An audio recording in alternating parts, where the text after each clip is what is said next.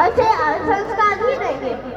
तो इस कहानी के माध्यम से मैं सिर्फ तथागत का संदेश देना चाहता हूँ कि हमें अपने अंदर अच्छे संस्कार लाना होगा, अच्छे आचरण का पालन करना होगा। वो कहा गया है ना, if wealth is lost, nothing is lost. If health is lost, something is lost. But if character is lost, everything is lost. हमें तीसरा पंचशील का पालन करना होगा। हमें उन ग्रंथों को कतई नहीं मानना चाहिए जिनमें हमारे किसी भी अधिकार का उल्लेख नहीं है। हमें केवल दलित सूत्र बना के शोषित किया गया है। बाबा साहब द्वारा लिखे गए महान ग्रंथ संविधान को जानना होगा।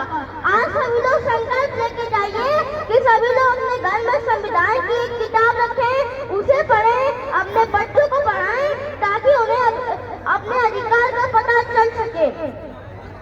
अगर आप अनपढ़ हैं तो आप पढ़े लिखे लोगों से पढ़वा कर अपने अधिकार को जाने।